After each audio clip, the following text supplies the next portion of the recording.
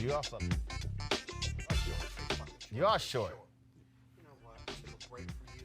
Today's Wednesday, January 29th, 2020. Coming up on Roland Martin Unfiltered, a cop in Prince George's County has been charged with murder for shooting a black man handcuffed in his police car. Now, the Prince George's County State's Attorney is looking into 2 other shootings involving that police officer. We'll talk with the State's Attorney right here in Roland Martin Unfiltered. An exclusive interview with Dr. Bennet Omalu. Of course, he is the doctor many widely credit with discovering CTE. But the Washington Post printed a long article saying he did not discover CTE and pretty much calls him a salesman.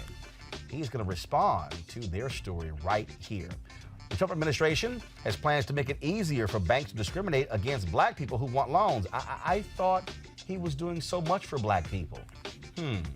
Another man has died in a Mississippi prison, bringing the count up to 13 this year. Also, Virginia is officially the 38th state to ratify the Equal Rights Amendment, clearing the way for court battles over whether the measure can be added to the United States Constitution. And why do stars keep passing up black media on the red carpet at award shows? I'm going to show you a video. Plus, we remember the life of Hall of Famer football player Chris Doleman. Folks, it's time to bring the funk on Roland Martin Unfiltered. Let's go. He's got it. Whatever the miss, he's on it. Whatever it is,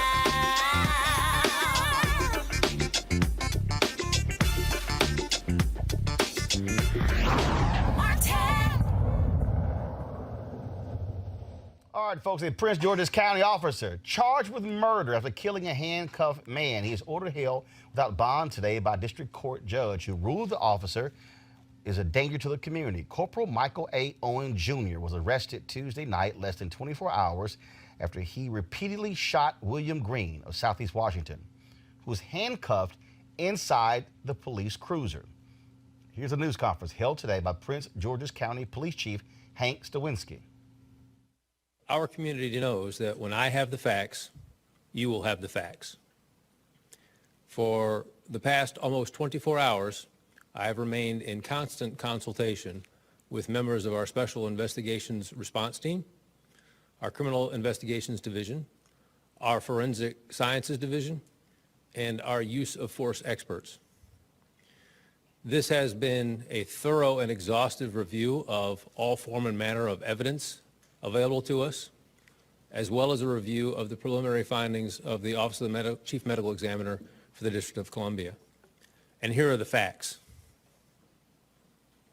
I am unable to come to our community this evening and provide you with a reasonable explanation for the events that occurred last night. I am unable to come to our community this evening and offer you a reasonable explanation for the events that occurred last night. I have concluded that what happened last night is a crime. And as a result, I have directed our Special Investigations Response Team to charge Corporal Michael Owen with second-degree murder, manslaughter, and associated weapons charges in the death of William Green. Joining me right now is Prince George's County State's Attorney Aisha Braveboy. Glad to have you on Roland Martin Unfiltered. Thank you so much for having me back. First and foremost, I understand that you are also looking into two other shootings of this police officer. Actually, there is a request by the family, who's the next of kin, in one other incident involving the same officer. They've requested that we review the evidence in that case, and we will be taking a look at that evidence. That was from 2011, so of course that predates my tenure as state's attorney. But we try to be responsive to the public, and we believe that it's important that the families understand, all of the facts that the office was presented with at that time. Again, I was not the state's attorney at the time, but it is my office, and I'm responsible for, providing as much information as I can to the family. The decision to arrest the officer, and the chief said it was his call. What role did your office play in any of this? Well, let me just say this, as with any case, and I want to just say this from the outset, just because this case is in the very early stages of the investigation.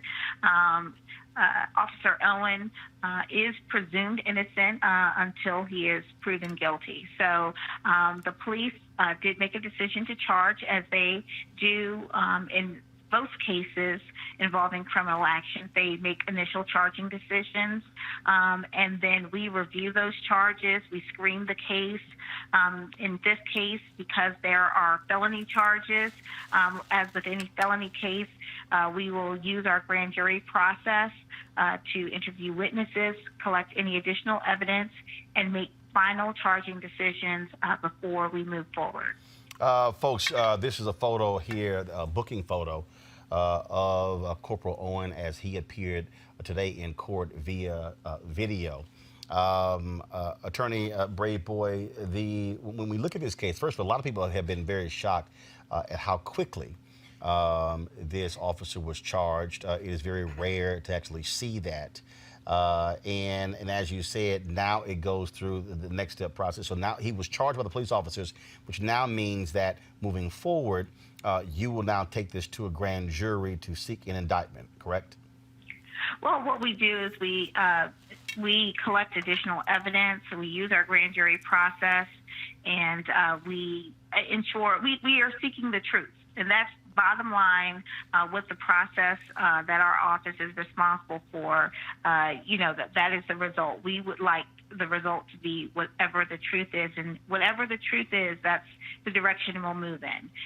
Again, because it's so early in the investigation, and I certainly don't want to compromise the integrity of the investigation, I really can't go into a lot of details about this specific case, but I can tell you that my office has been very diligent in every case, but in particular in cases where officers have been involved. I've had to, under my tenure, indict a few police officers. We've had 2 trials so far. We have been successful in those trials because we don't just move forward on cases just for the sake of trying an officer. We move forward on cases where we believe that's what justice requires.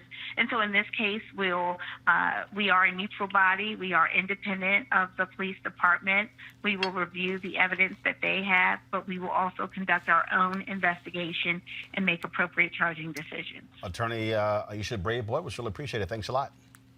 Thank you. Let's go to our panel here. Joining us right now is Mustafa Santiago Ali, former Senior Advisor, Environmental Justice for the EPA. Scott Bolden, former Chair, National Bar Association, Political Action Committee. Deontay Johnson, Founder, President, Black Conservative Federation. Start with you, Scott. The fact that this police chief moved this quickly. Shooting took place Tuesday night. He moves on him the next day, arresting him for second-degree murder. That is extremely rare. Yeah, but you can get a lot of facts in a very quick manner. What's interesting about this case is the other police officers who were there on the scene gave the victim immediate resuscitation efforts. But as a former prosecutor, let me say 3 things. 1, we don't have all the facts. There are a lot more facts to this. This is a really extreme case. Secondly, most police regulations say you don't handcuff a defendant or an arrestee and put him in the front seat. Right. They usually put him in the back seat. Right. Right? So why was he in the front seat? We don't know how many officers were there, but was there a prior relationship between this police officer and the arrestee? And then the shots. He shot him 7 times.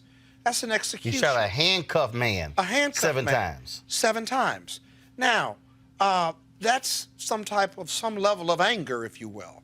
And so, lastly, either there's a prior relationship and bad blood, in my opinion, or you may have a psychotic cop who may have killed others, and he just hasn't been discovered by the police department or testing or what have you. Well, Mustafa, one of the family members of another victim said that that person organization.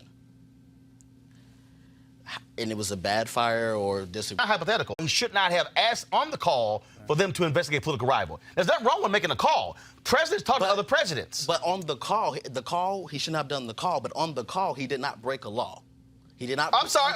The Constitution, let me be real clear. The Constitution. He didn't say. I'm sorry, let's be real clear. Deontay, the Constitution does not require for a law to be broken in order for a president to be impeached. Now, your boy Dershowitz said that 20 years ago. Now he's changed his opinion. Right. So y'all can make up your mind which one is it now. But the question still again is, did Donald Trump ask the president of Ukraine to investigate the Bidens, and did he in turn tell his people, we're going to withhold the aid from them until they do? Yes or no? Yes. Is that wrong? No. It's not wrong. No. It's not wrong. So what? So what is it? Just we should do it? We should let him do whatever he wants to do? The purpose of him doing it was not personal gain. How so? Is everyone if says, it wasn't personal gain, if you're asking them to investigate your political rival, well then whose gain is it for? It's for the country. How? It's for the country. No. How? What was the good? Nice try. If Obama asked. Hold up, Deontay. Nice try. Deontay. Hold up, Deontay. Nice try. Senator Ted Cruz and Senator Lindsey Graham. Deontay. Today, Senator Lindsey Graham and Senator Ted Cruz literally posed that question today in the impeachment trial. Congressman Adam Schiff stood up and said, yes, and if President Obama had called for the investigation of Mitt Romney or his children, and where it would benefit him, that would be wrong and would be impeachable. Your question has been answered. Scott. But they wouldn't do You know, it. one of the things, this whole executive privilege piece, we got to remember, you can't use it as a sword and a shield. So you can't use it to prevent illegal conduct or to protect yourself. And the Supreme Court actually said that Exactly. in the case of Nixon, which was cited today, that a president, if that person is involved in wrongdoing, cannot use executive privilege to cover up wrongdoing. So last point I'm going to make is this. Where's the crime? You don't need it to be a crime, but if you read the abuse of power article of impeachment, it lays out a crime. It just doesn't call it bribery, but it lays out bad and criminal conduct. And so this whole argument about that's not a crime and it's not impeachable, it is a crime. They just called it abuse of power. And so we have to be really careful to sort through these arguments, these specious arguments the GOP is making, because every time they make one, there is either case law or something that corroborates the falsity of what their arguments are. You can't really get around it. And so, you know, it'll be interesting to see. The Senate is on trial. Their morality is on trial. Their righteousness in the Constitution is on trial. If they don't call witnesses with a straight face, I'll be honest with you, that strengthens the possibility or the probability of a Democratic president winning. I believe that because you got to walk away from the independents and the moderate Republicans, and you're not going to get the Democrats. Mustafa, I'm just trying to understand how you can do wrong, but then say, oh, you should be held accountable, when the only provision that is provided in the U.S. Constitution, you know that document the Republicans say they love, the party of law and order, the only provision to hold a president accountable for his action is impeachment. It's right there in the Constitution. The framers put it in there for that very reason. This is privilege. This is privilege playing out. When someone tells you that this man doesn't have, you know, that he can do whatever he wants, and it's very disheartening for folks not to live up to their responsibilities in the Senate. Thank goodness that the House did. And here's the other thing. Bolton used to be the poster child for conservatism. So for folks to say that they don't trust him now is really interesting. Real interesting. And that's the reason we need to let him testify. Well, first of all, there's going to be a vote on Friday as to whether or not to allow witnesses. And then Republicans want to end this as quickly as possible. The State of the Union address is next Tuesday. The question is, do they have the votes? As of last night, Mitch McConnell said he did not have the votes necessary to stop witnesses. So we'll see what takes place over the next 48 hours. All right, folks, the Trump administration is attempting to reverse Obama-era rules that fight racial discrimination in housing and desegregation of American neighborhoods for a half-century known as the Fair Housing Act. The Department of Housing and Urban Development is completing a regulation scaling back a rule that combats racial discrimination even when it's unintended, such as banking lenders' use of algorithms that disproportionately reject applicants of color. Other proposed changes include eliminating a rule withholding federal funding from cities and municipalities that fail to confront segregation. Deontay, I'm trying to understand this here. Here's a rule that is meant to ensure you do not have discrimination in housing. One of the first things Republicans did when Donald Trump became president was they also overturned an Obama-era rule that was about ending discrimination against black folks when it came to buying cars. Why are Republicans so concerned about repealing or rolling back efforts that are meant to end discrimination against black people? Well, for starters, this is all about hypotheticals. I read the article, and the article was on what the banks would do. It didn't say what the banks have done, it's what the banks would do, or we're estimating on what the banks would do. Actually, the point of the law was, the point of the regulations were put in place because of what banks did. But we're talking about what they would do. Not what they've done. It was put. It was what put, they would do under this law. Under it this was put in place because of what banks did. This is removing it, which means banks could go back to doing what they were doing before. But the purpose of the rollback was because of some discrepancies within where they talked about the size, where they talked about population. There was some things that was not taken into account in the Obama administration that's why they rolled it back. No. Yes. Yes. No. They're rolling it back because Republicans don't like regulation. It's called deregulation. The same reason why they voted to roll back the rules that targeted discrimination against black folks in buying cars. I'm just trying to understand, if Donald Trump so-called loves black people, and black people are doing so well under Donald Trump, why are you rolling back laws intended to end discrimination against black people? Are you defending that? Do you support this effort? I think it's like I said, as I said before, it's an article that's taken out of content. No, I'm asking It's an article that. But it's an article that is take it out of content. You mean context? Yeah. Okay, so put it in context then. Is that there was discrepancies within the Obama rule. Okay, they did not take into consideration of population size, which causes problems for places like New York, causes problems for places like Chicago and all of our bigger cities. He about to pull something up on you, by the way. You can go ahead, Scott. Go ahead, Scott. Go ahead, Scott. What I've never If you look at the article, it's hypothetical. I want to talk about the National Community Reinvestment Act, which is the banking regulation that's been in place that requires developers, investors, businesses, and banks who bank to them, banks to reinvest in challenged communities and communities of color, and that's going to be rolled back, or there's a proposal to roll that back. What I've never understood about Republicans is that this Reinvestment Act not only generates revenues for banks, but it also generates community and economic empowerment to generate revenues and jobs and job training and business growth in our most challenged communities, which strengthens the American economy, strengthens everyone who's a part of that investment deal, and strengthens the banks in our communities of color. And Republicans are against that, which means that you can't. There are other issues vis-a-vis whether it's race-based or not. Right. But if it helps, if it's a rising tide and helps everyone in the American economy, then you're left with, well, I just don't want people of color to do well. I'm trying to I only understand this want here. people that look like them to do well. Deontay, I want you to answer this, and Mustafa wants you to come in here. This was Politico 2 days ago. Sure. The Consumer Financial Protection Bureau has proposed cutting back on collecting data that helps track discrimination in the mortgage market. You support that? No, I don't support discrimination at all. Hold on, however, hold on, that's a part of these rollbacks, though.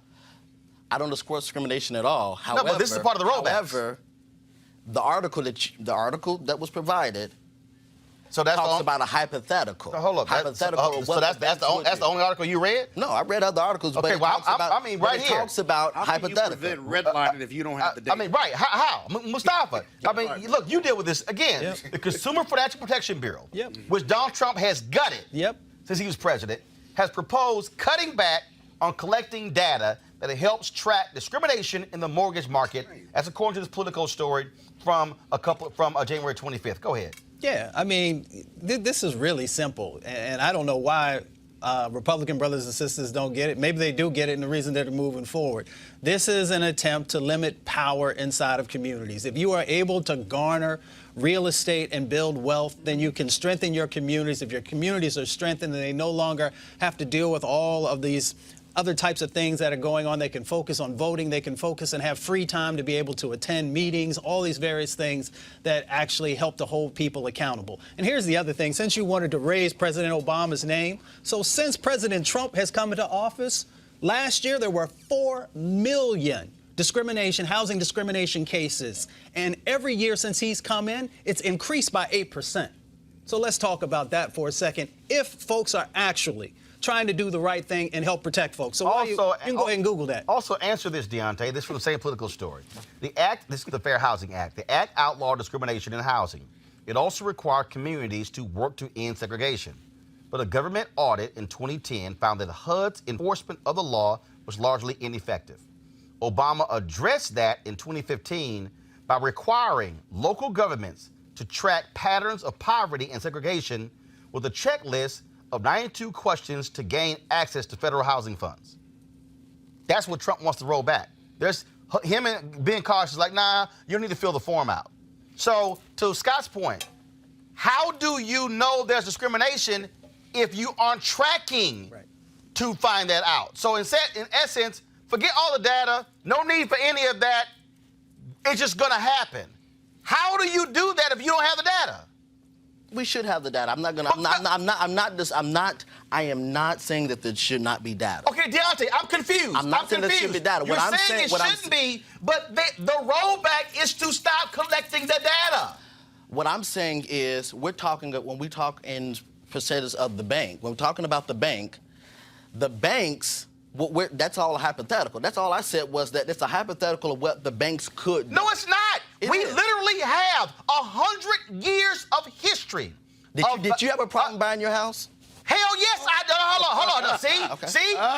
Here we go. See, What are here's you the deal. mad about? Deontay, What are you here's mad what you about? do. Never ask a question the ass don't know the answer. When my wife and I bought our house, my first wife, bought our house in Mansfield, Texas. Okay? Now, both of us, at the time, we're making in excess of $400,000. Okay. The bank saw our income and asked us, they wanted to see deposit slips. Okay. That shit ain't in the law. There's nowhere it says that I have to supply you. They want to see actual deposit slips. We ain't giving your ass no damn deposit slips. But even with the current law that Stop, Obama stop, has, stop, stop. or even the You current still- law, but even with the current law, they can still do that same thing. Okay, they can still discriminate. They can still discriminate. This is what you still missed. The point of the data is to actually uncover those things. What the Obama folks did here was they said to cities, you have to submit actual plans to lay out how you're going to end segregation in housing. Ben Carson says, oh, this is too cumbersome. It's too much red tape. Tell that to the black folks who are discriminated against.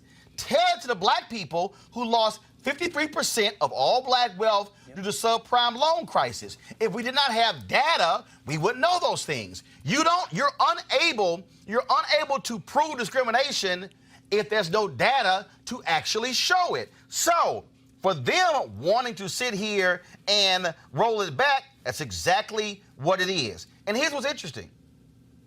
White homeownership, 73% today. Black folks at its lowest level since 1968. So why in the hell would the administration who you support would be wanting to roll back what's already at its lowest point since 1968? Red tape does not stop discrimination. It's not going to stop discrimination. It damn sure can limit it if I can prove it. It ain't going to stop it. Well, hell, first of all, America's still a white country. We know they ain't going to stop discrimination. Correct. So as you just said, when you bought your house in Texas, they asked you for stuff that wasn't even legal for them to ask. And guess what? If I was one of those folks who didn't know the law, I could have gotten screwed by the very bank, could have been denied my loan as a result.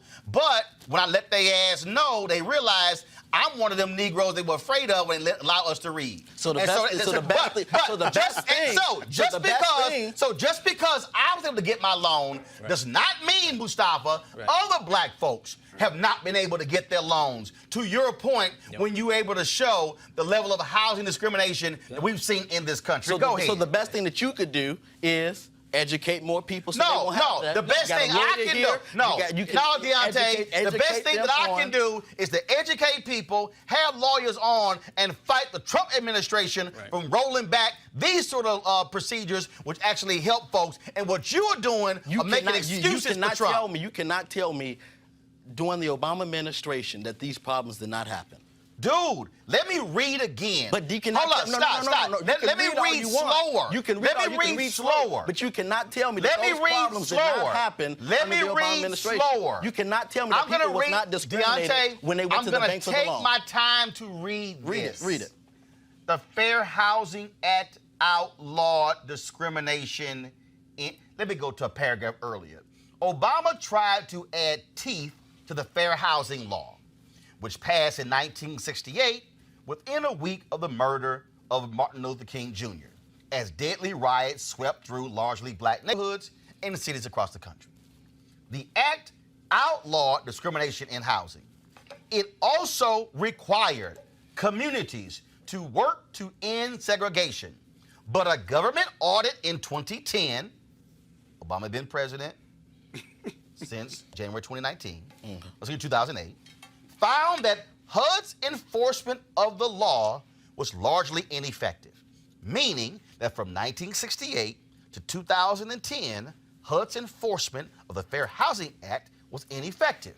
Quote, Obama addressed that in 2015 by requiring local governments to track patterns of poverty and segregation with a checklist of 92 questions to gain access to federal housing funds.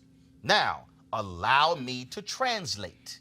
What that means is Obama said, wow, here we have an analysis that's saying the laws have been ineffective. So therefore, we're going to put something in place to strengthen the Fair Housing Act of 1968. It's in 2015. Here we are in 2020, and for the last 2.5 years, Donald Trump and Ben Carson have been trying to roll that back because, as Carson said, quote, Carson called Obama's system too burdensome and said last year that it was actually suffocating investment in some of our most distressed neighborhoods. This month, he moved towards scrapping the tracking system with a proposal that doesn't include the term segregation.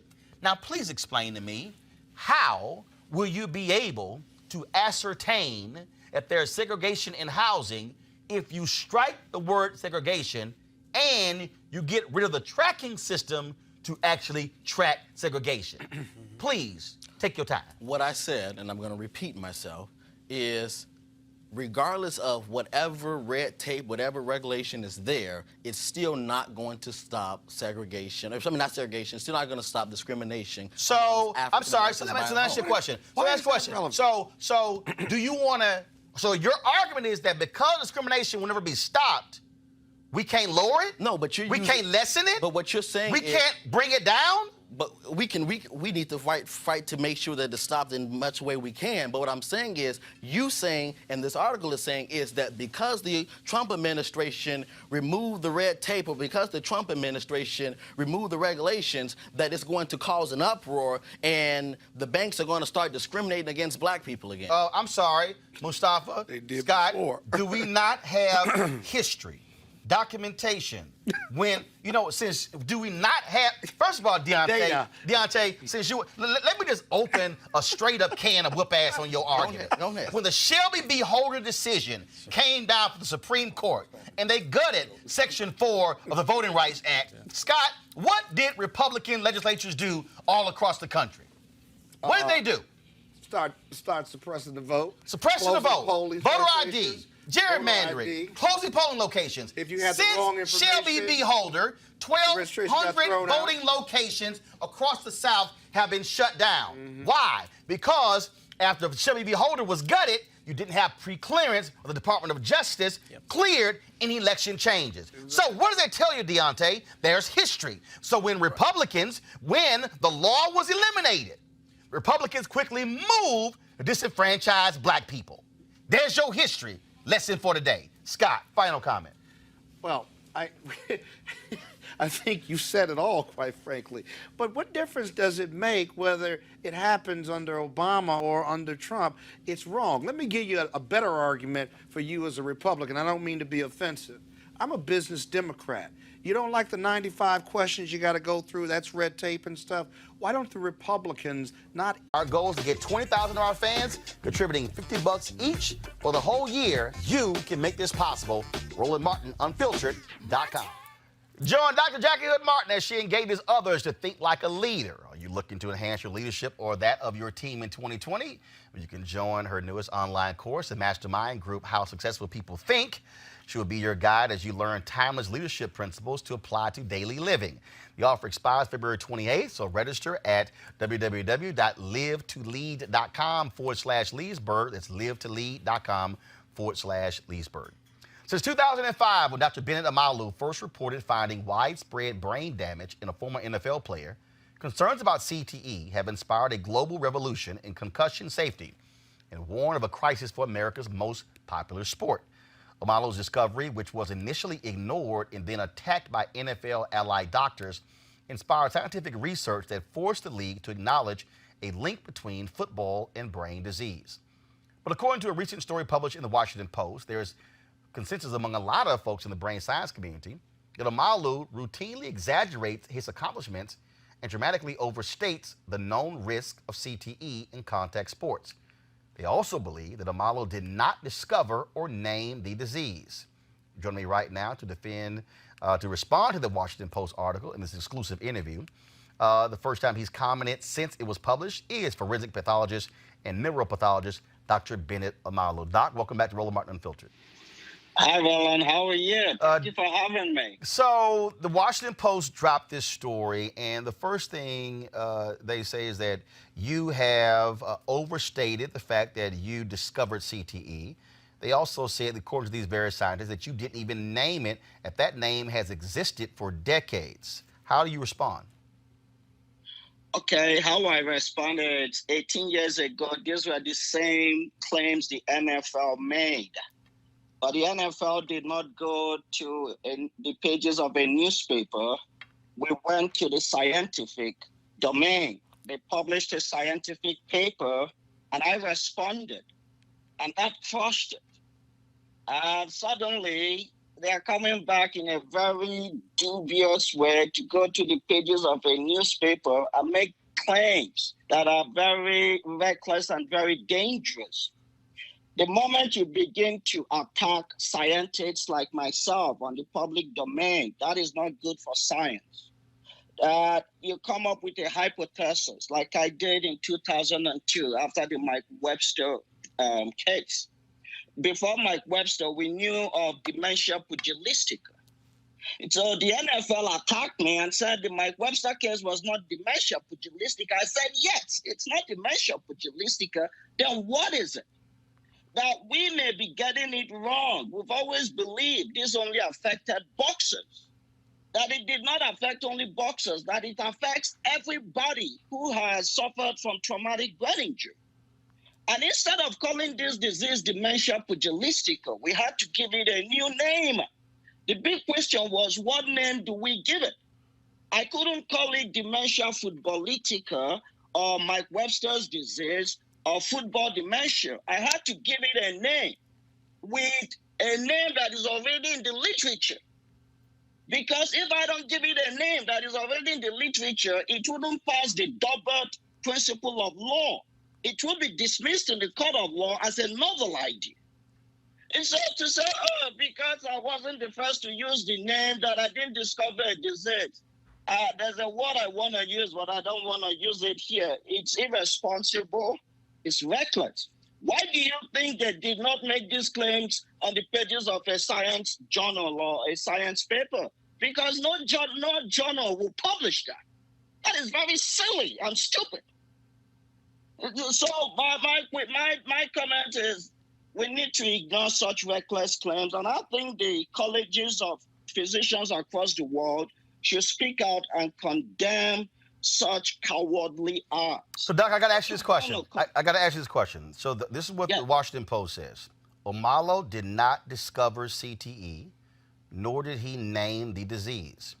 The alarming statistics he recites about contact sports are distorted, according to the author of the studies that produced those figures.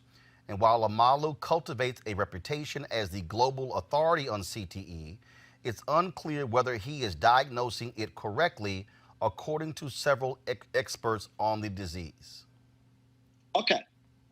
I was the first to publish a paper on CTE in football players, on CTE in wrestlers, CTE in mixed martial artists, CTE in the military. So when I was publishing these papers, there were no criteria for the diagnosis of CTE until 14 years later, after I had published all my papers. And in 2009, I came up with the types of CTE I was seeing. So what the Washington Post is saying, that Omalu did not use the criteria for the NIH that were not existent when I was doing my work. Does that make sense to you? Right, because in this article, they're saying that that what you publish does not depict or describe the disease as the medical science community defines it. So what they're saying is that you initially defined it differently than how they're defining it. So what they're saying is because they have set the standard definition, that yours is irrelevant. Is that how you? That is nonsensical. Let me give you a good analogy. Dr. Alzheimer's defined and discovered Alzheimer's disease over 100 years ago. The criteria Dr. Alzheimer's used then are totally different from the criteria we use today. But nobody has said that Dr. Alzheimer's did not discover CTE or did not discover Alzheimer's disease because he did not use the criteria we are using today. But when it comes to somebody like me, it's totally different. So don't listen to such, and I said in my response, we don't practice science on the pages of a newspaper. If any scientist has a problem with the hypothesis I proposed in 2002, let him write a scientific paper and I would respond. What I did in 2002 was I did a very disruptive work, epoch-making work that totally changed the way we look at traumatic brain injury. And then I invited other doctors to test my hypothesis. This is what I believe. And since 2002, there has not been a single paper that has disputed my work and my hypothesis and propositions. Thousands of papers have been published confirming that Omalu is right. So let me tell you what happened. The NFL and their so-called doctors, if you notice, they don't mention the doctors' names. We fought this battle 18 years ago. I prevailed. The truth prevailed. We all prevailed because this is for the good of humanity. And now, because they lost the first battle, they're now coming to play dirty, to go to the pages of the newspaper where I cannot respond. If you want to respond, they tell you, oh, we don't think we can publish it now. So the narrative, maybe they believed, because it's 20 years now, that people may have forgotten what happened. So they're coming now with alternative truths. These are very complex and complicated scientific principles. And in science, they are the innovators, people who think outside the box, people who are disruptive in the way they think. And there are people who are there to recycle work that has been created. What happens is when you are innovative, people are more likely to attack you and challenge you because you're disrupting the way they are comfortable with. Doc, I want to read this paragraph here. Stephen Dikoski, a neurologist and deputy director of the McKnight Brain Institute at the University of Florida, was one of Omalu's early collaborators. In a phone interview, Dikoski said he and Omalu knew in 2005 they had not discovered a new disease. Dikoski knew the disease as dementia pugilistica, however, and agreed with Omalu that they should rename it because Webster hadn't been a boxer. Omalu suggested CTE. Dikoski believed then that Omalu had come up with the name, he said, until he later learned researchers had been using the term for years. Quote, I was a bit embarrassed, Dikoski said. He said he has no idea why Omalu continues to claim he discovered and named the disease. How would you respond to what Stephen Dikoski said? If you look at the Mike Webster paper, I was the primary author. Dikoski was a co-author. I wrote the paper. So Dikoski, who was a much senior, Dikoski is now retired, the much senior doctor. He didn't know what I did on day-to-day basis while writing the paper. So what I did in 2002 was I introduced a new concept. Now, this is more than boxers. This is not dementia pugilistica. That the way we've been thinking about this disease for hundreds of years is wrong. That this disease affects every spectrum of contact sports. We couldn't call it dementia pugilistica because this is not dementia pugilistica. I did not discover the concept that traumatic brain injury causes brain damage. No. Before the work we did, we used to think dementia pugilistica was called what is called an amyloidopathy. We thought it was a different type of protein. And I said, no, what I'm seeing here is not amyloid. Now, what I'm seeing here is tau. So this is a completely new disease or new disease process, whatever you want to call it.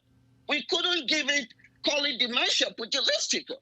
So this disease we've discovered, what do we call it? I couldn't give it any name I wanted. I went back to the literature to look for names that are already in the literature. I have never said that I was the first to use that terminology. It is not possible. How could you be the first to use the terminology chronic, traumatic, encephalopathy? These are generic terminologies. But the naysayers will want, when people are not being honest and truthful, they will add up lies to make their alternative truth more believable. I have never said I was the first to use the terminologies. It's not possible. It's like saying that Albert Einstein was the first to use the terminology theory of relativity. But in terms of the disease we saw, we needed to give it a name. And because of a principle called the Doubert principle, people could research it as Daubert. I couldn't use a new name for it. So I used names already in the literature to name this disease we've discovered. I made several hypotheses in my paper that other scientists should test my hypothesis. And guess what? I was proven wrong. CTE has become an accepted disease, even a household name. Everybody, including my 9-year-old son, knows what CTE is. The science has moved forward. So why are we going back to what happened 18, 20 years ago? What do you think is at play here? Do you believe that there are other doctors, scientists, researchers who want to be the leader in this? This is sort of like when folks were dealing with HIV and AIDS, and you had these different doctors across the globe who were trying to be the first to discover this or discover that to go down in history. Do you believe that that is what is at play here with this article, with these doctors? That is what is at play here. I'm not American. I'm a foreigner who came to America to discover a disease in America's most popular sport. Many American doctors find that embarrassing. And there's been a narrative to displace me. But what I want to share with the world, I'm a Christian.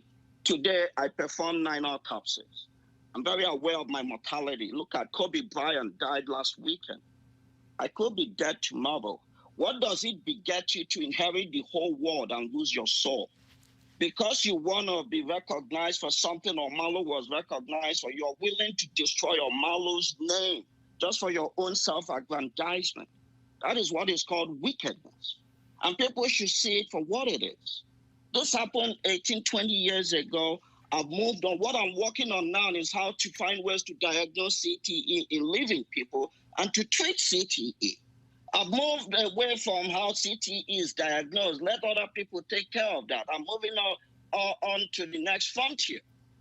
I mark my word, when I do the same work, some other person will come to take a benefit for it. And I've been told, Roland, I did not grow up in this country. But African Americans have told me that, look, Bennet, what you're experiencing is a repeat of precedents of the experience, the Black experience in America. That is what I've been told, that I should stand strong, let my work speak for itself. So let me ask you, my work has existed now for almost 20 years. How come suddenly, 18, 20 years later, people are beginning to talk about what happened 20 years ago? And when I did my work, these were the same narrative the NFL made, the same narrative they gained to impeach me, to discredit me. But they did it on the pages of science journals. They did not do it on the pages of a newspaper written by a sports writer who doesn't have any science background. Many of the things said in that article are bogus, are shameful, and sometimes I wonder, I hold America in very high regard. Well, after I read that article, I'm like, gee, is this the America I knew when I was a child? What is going on? So I just want to be clear, because you said something, and it was also in this piece here, that you did not name CTE, you diagnosed a concept, but you admit that name, the name CTE, had been around for a number of years. Yes, that is what I've. In fact, if it had not been around, I wouldn't have used it. That is the point I'm making. Because of the double DAUBERT, I'm also a forensic pathologist. Because I knew this disease was an occupational disease, that sooner or later it will be in the court of law, which happened. And successfully, we had the settlement. And there are so many cases in the court of law today. Okay? So I chose that name because it was already in existence. And that was the name. Is like when you have a son. My son is Mark, and I named him Mark. And somebody is coming to say, "Oh, Mark is not my son because he's not the first person to be called Mark." That's nonsense.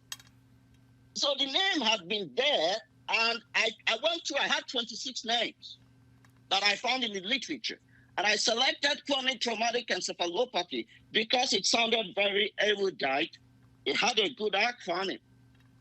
And it is actually a very generic terminology. It doesn't really mean anything. It's not a specific name. It doesn't really mean a bad brain associated with trauma.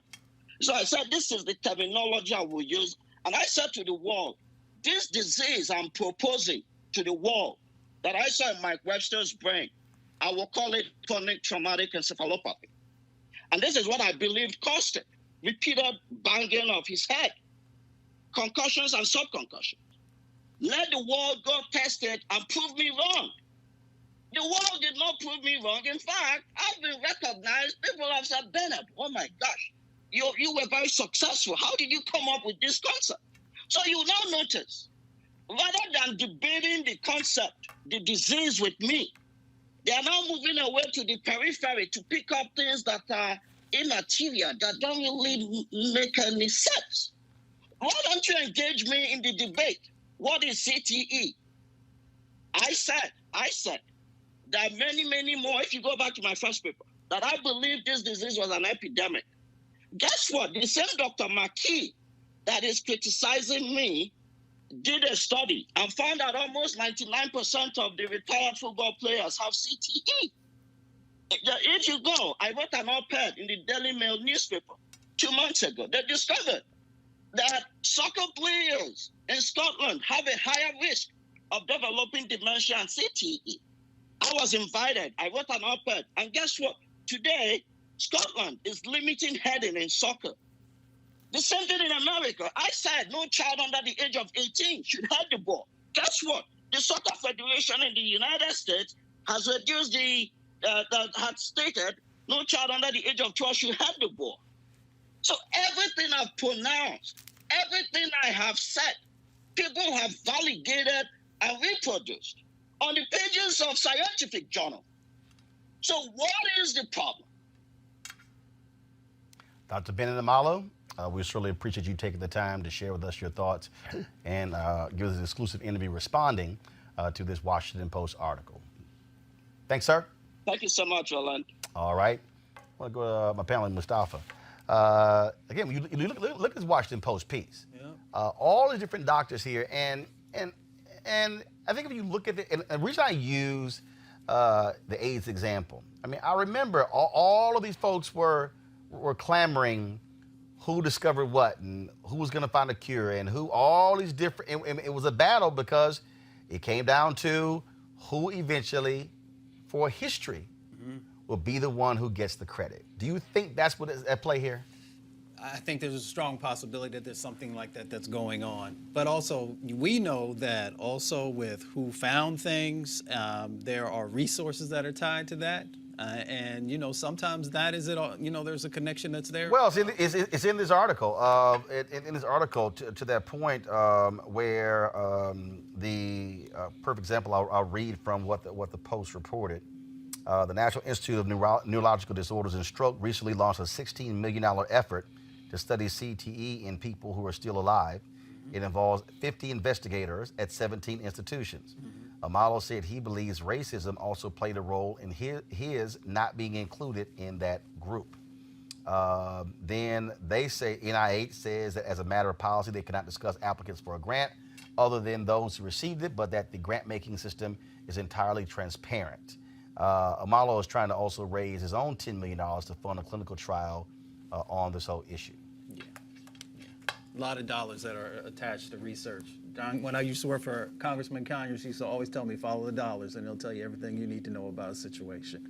So we need to make sure that people are paying attention to that also and see who's truly benefiting from this. Deontay, your assessment of what you heard from Doc, and then, of course, this Washington Post article. I agree. You know, it's all about the dollars. It's all about the Benjamins, and you definitely want to, you know, who gets the credit also based upon, you know, where they want to put the money, and also I think it does play a race issue of, you know, in history, who do you want to be known as finding a cure for AIDS? You want to be known for finding a cure for cancer, you know. So I think that's where I'm at with that. Again, it was very interesting in terms of reading this article, so I certainly appreciate Dr. Omalu for coming on the show, sharing his thoughts. Got to go to break real quick, and then we'll come back with our final story back on Roland Martin Unfiltered in a moment. You want to support Roland Martin Unfiltered? Be sure to join our Bring the Funk fan club. Every dollar that you give to us supports our daily digital show. There's only one daily digital show out here that keeps it black and keep it real. As Roland Martin Unfiltered. Support the Roland Martin Unfiltered daily digital show by going to RolandMartinUnfiltered.com. Our goal is to get 20,000 of our fans contributing $50 each for the whole year. You can make this possible. RolandMartinUnfiltered.com. On Monday and Tuesday, the Congressional Black Caucus is calling for an emergency national summit of African American leadership on Monday, February 3rd. There will be a convening taking place at the Hyatt Regency Washington Capitol Hill. We will be there live streaming the event as well. Then on February 4th, on Tuesday, there's going to be a day-long session taking place in the United States Capitol at the theater there as well. And so this is about focus on the 2020 election, but also the U.S. Census. And so the Congressional Black Caucus Political Action Committee will be holding the event on Monday, and the CBC will be holding the event on Tuesday. For more information, go to cbc.house.gov/2020 summit. That's cbc.house.gov/2020 summit. Virginia officially became the 38th state to ratify the Equal Rights Amendment on Monday. This will likely lead to court fights over whether the measure can be added to the Constitution. State lawmakers made history earlier this month when each chamber of the General Assembly separately approved ratification resolutions. On Monday, the House and Senate took the final procedural step of signing off on each other's measures. Here's the announcement. So this is it. This is the day that Virginia becomes the 38th and final state needed to ratify the Equal Rights Amendment into the United States Constitution.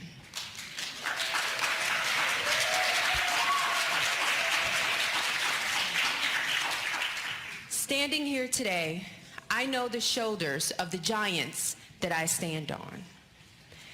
The people who came before me fighting for the Equal Rights Amendment for decades.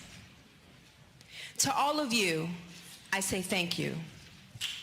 Thank you to the women and men who have agitated for equality, disrupted the status quo, and fought fearlessly for change.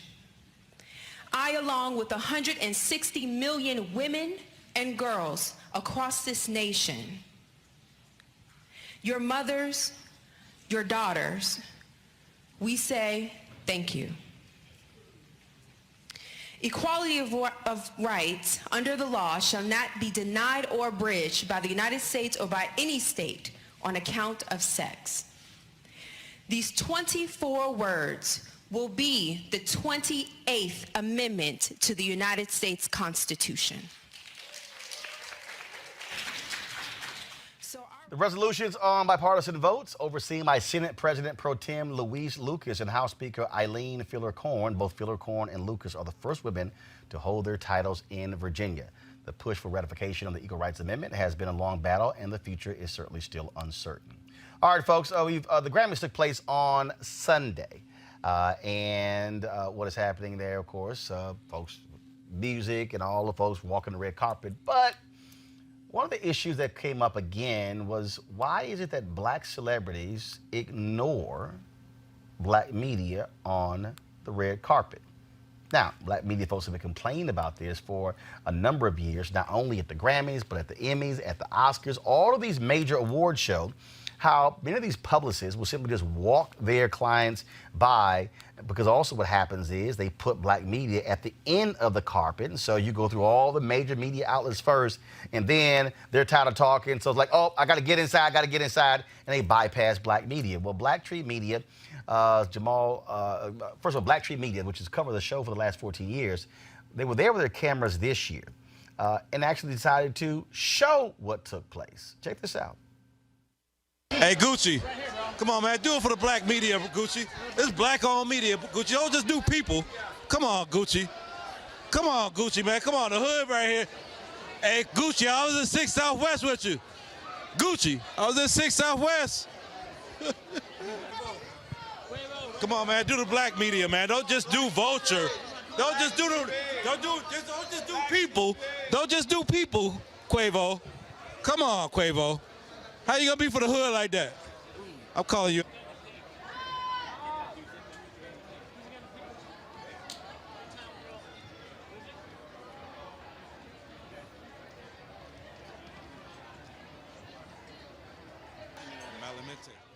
Joining us now is Jamal Finkley, show creator of Black Tree on TV.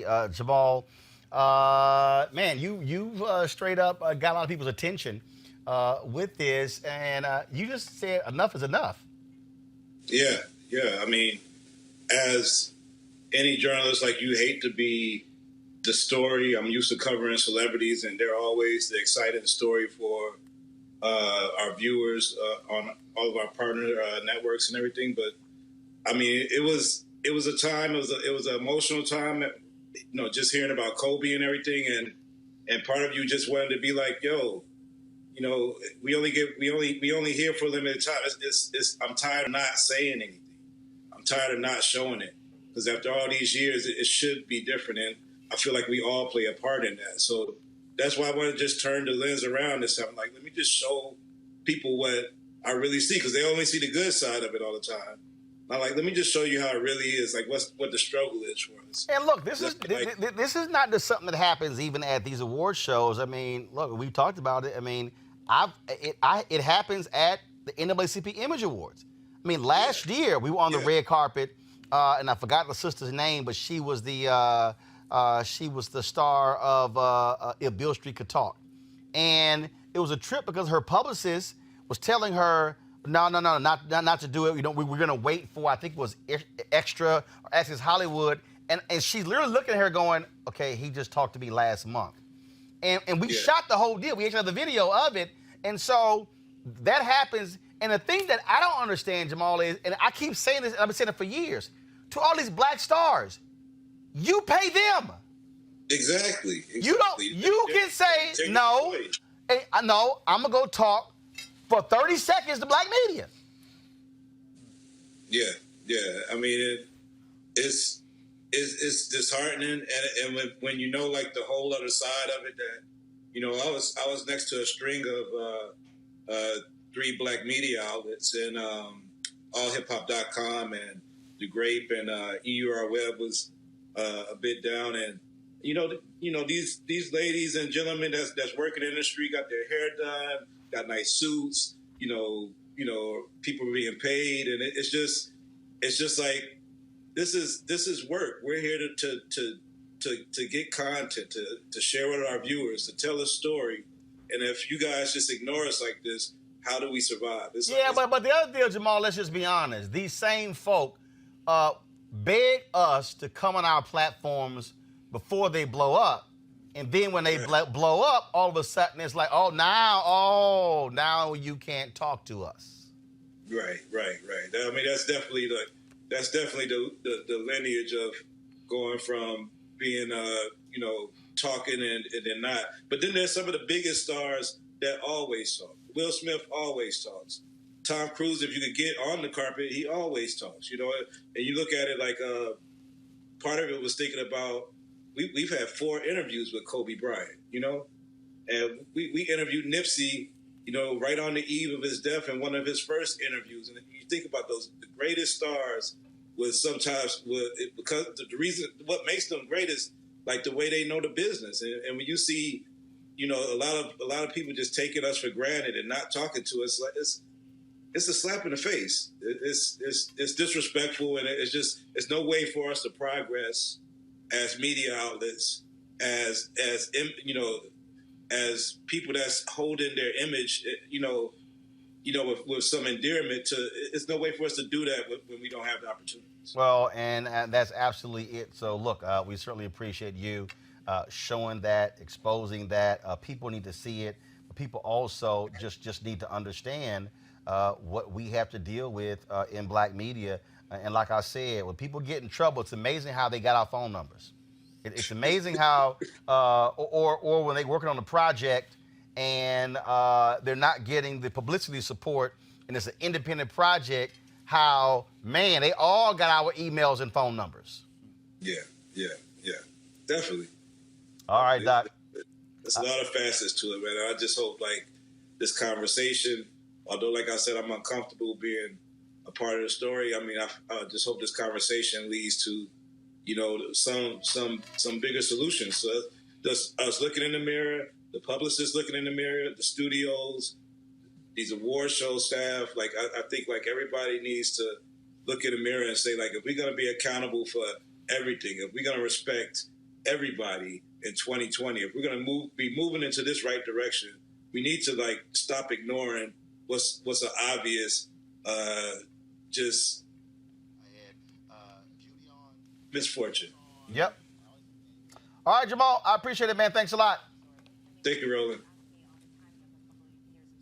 This is the thing, Mustafa, that people, I appreciate Jamal, thanks a lot, that people don't understand that's real. That when you're in black media, how you get dissed and ignored. Yeah, I mean, you gotta take care of home. And, for folks coming up, you should treat folks the same way when you get to the top. But you made the best point, is that, you are paying folks, and stop allowing them to herd you. Stop allowing them to tell you who you can and cannot speak to, and make sure that you are supporting, where you come from. Deontay, that's the thing that, look, this can apply to politics. Same thing happens when you have politicians who don't necessarily want to do what's right. Then all of a sudden, you got to call them out when they'll quickly call the Washington Post and the New York Times and those folks, and then they ignore black media. Then, of course, a story crops up dealing with past racial comments, and next thing you know, boy, they know how to call black people left and right.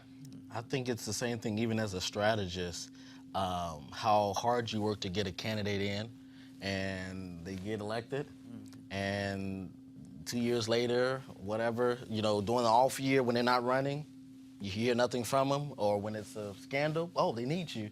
Or even just a black organization, even a black Republican organization, and I've seen this with white Republicans and black Republicans, is that when you need something, when nothing's going on, you don't hear from them. But when there's a scandal, especially if there's a black issue, oh, yeah, I'm going to call the Black Conservative Federation and see if they can release a statement. I want to play this here. This is an interview that I did with Kerry Watson a couple of years ago where we actually talked about this. I should have it up. Go to it. Preach. I've been in black media more than anybody else. And I have interviewed a lot of people, political entertainment. And I've told many people this, what I appreciate is your deal has been, I am talking to Roland. I'm doing this media. 2012, we were back and forth trying to get you on, talk about scandal. I had Judy on, I had Columbus on. And I remember we were standing, I was doing a live shot, and you were about to do a live hit, and we didn't realize we were standing next to each other. And so we hugged, and you turned to the ABC person, you are getting me on TV One. Yeah. And you make that point that's important. And I tell black folks in Hollywood all the time, we're always here. Your community. Don't forget us. Don't forget where you come from. Don't forget your community. Why would you want to? It's who you are. You can do everything, but don't let go of yourself to do everything. Do everything as yourself, with your community. Otherwise, you'll be lost. Absolutely. Yeah. Always a pleasure. I love you. Appreciate it. I love you as well. Let me tell you what actually happened there. So she was doing, it was either Jimmy Kimmel or was it Jimmy Fallon? And And this was when she was doing the HBO movie where she played Anita Hill, and Wendell Pierce played Clarence Thomas. And the publicists, they were like, well, we got to do this interview over here. And so they wanted to give me 20 minutes and then do the longer interview with one of those two. Carrie said, how about they get 20 minutes and Roland gets the hour? And that's exactly what happened. That's how we got the hour interview. Because she said no, because she also was like, what everybody forgets, Scandal was a mid-season replacement. It was an 8-episode mid-season replacement that was in the spring of 2012. They were not put on the fall schedule in 2011. She told me about the show in 2011. And I sent the first tweet out when they didn't get picked up on the fall schedule. All these people talk about they call themselves these gladiators. No. I sent the first tweet out saying my disappointment, Scandal didn't get picked up. People didn't realize is that Scandal only had a 13-episode commitment in the fall of 2012. Because the ratings kept getting better, ABC said, let's do a full season of 22 episodes. Okay? So all you people who watch Scandal, if you see the episode where Tony Goldwyn, playing the president, he suffocates the Supreme Court justice, that was supposed to be the season-ending and show-ending episode. But then they got picked up, so they were like, oh, damn, because those episodes are already canned, like, okay, we got to figure out how to restart the show. So Carrie was like, yo, who was riding for me before the New York Times and People Magazine were calling? And that's why she did that. And so that's why that's important. And so I hope by Jamal calling out those black celebrities that they will have some level of consciousness and tell their publicists that, yo, if I got to be inside the doors in 15 minutes, I'm going to cut some stuff short here. I got to make sure that I do it down there. Even if you got 3, 4, or 5 folks down there and they all do an interview together, that way they're all able to get some stuff you can't do individual, that's fine. But that has to happen. And I'm telling you, for y'all who don't realize it, it's a whole bunch of people in politics and a whole bunch of people in business and entertainment who do this stuff to black media all the time. I've run 3 black newspapers, 2 black cable networks, black website, black magazine. I've seen it, and I personally cussed some folks out and made clear I will not play that game because demanding that you're going to respect what we bring to the table. And sometimes you got to have that attitude, so I appreciate what Jamal did there with Black Tree TV. Folks, last story here, Chris Doleman, a star defensive end at Pitt from 1981 through 84, who went on to a Hall of Fame career. The dominant pass rusher of the NFL has passed away. He was 58 years old. The 4th overall pick of the 1985 draft by the Minnesota Vikings, Doleman played 15 seasons in the NFL and holds status as one of the most productive pass rushers of all time. Defensive end and outside linebacker, he was an 8-time Pro Bowler, earning 6 berths as a member of the Vikings and 1 each as a member of the Atlanta Falcons and San Francisco 49ers. Doleman received his Pro Football Hall of Fame enshrinement in 2012. He died of brain cancer. He had a brain tumor that was removed last year. Certainly our thoughts and prayers go out to his family. All right, folks, that's it for us today. Don't forget to support Roland Martin Unfiltered by going to RolandMartinUnfiltered.com, joining our Bring the Funk fan club. Every dollar you give goes to support this show. You can use Cash App, PayPal, Square. We take all of those. Also, yesterday I had the shirt given to me by the Morehouse band director. Today I am repping the hoodie of University of Arkansas Pine Bluff. And as you see, marching musical machine of the Mid-South. And so when I spoke at UAPB a few years ago, they gave me this here, and so that's why I'm rocking this today. So shout out to the folks at UAPB showing y'all some love today. That's it, folks. I gotta go. I'll see you guys tomorrow. Hey, tomorrow also is Thursday. The U.S. Postal Service, they're doing the stamp unveiling of the stamp for Gwen Eiffel, taking place at Metropolitan AME Church. Roland Martin Unfiltered is going to be there live streaming the entire event that's taking place tomorrow here in Washington, D.C., 11 a.m. Eastern. So you want to check us out. Then on Friday, I'll be at North Carolina A&T where I'll be speaking at the 60th anniversary of the lunch counter sit-ins. Of course, started by 4 North Carolina A&T freshmen. So that's going to be on Friday. And so that's why it's important for you to support what we do. For us to be able to go to the stamp unveiling of a Gwen Ifill, to be able to broadcast the North Carolina A&T anniversary of the lunch counter sit-in. Look, other black media ain't doing this. Y'all take y'all time. Go, y'all right now. You can go to Essence and Ebony and Black Enterprise and Blavity. You can go to all the Griot. You can go to all these black sites out here. And if it's not entertainment, they are not there covering the sort of stories that we cover every single day. That's why we do what we do. So we know mainstream not covering it. And that's why we're the only black media outlet that's doing this. That's why we need your help to remain black-owned and independent. So please support what we do by supporting Roland Martin Unfiltered by going to RolandMartinUnfiltered.com. All right, folks, I'll see you tomorrow. Holla!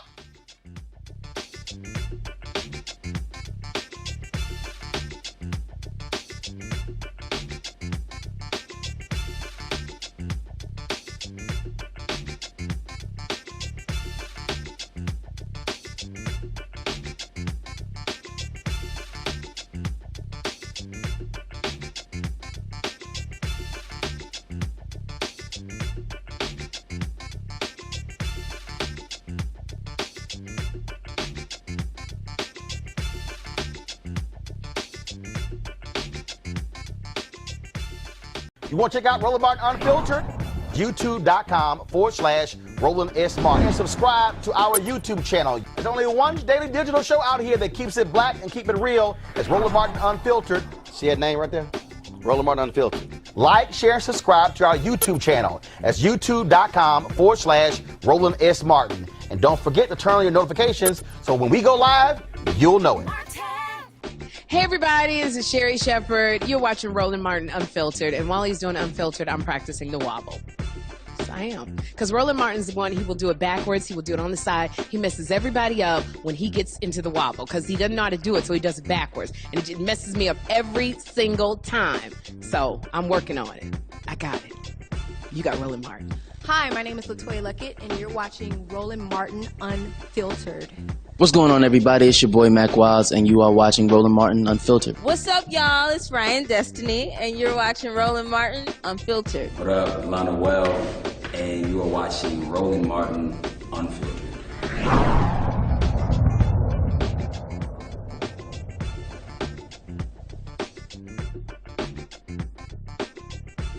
You want to support Roland Martin Unfiltered? Be sure to join our Bring the Funk fan club. Every dollar that you give to us supports our daily digital show. There's only one daily digital show out here that keeps it black and keep it real. As Roland Martin Unfiltered. Support the Roland Martin Unfiltered daily digital show by going to RolandMartinUnfiltered.com. Our goal is to get 20,000 of our fans contributing $50 each for the whole year. You can make this possible. RolandMartinUnfiltered.com. Hey fam, want to check out Roland Martin Unfiltered? The blackest show on all of digital, cable, and broadcast. Check out our audio podcast.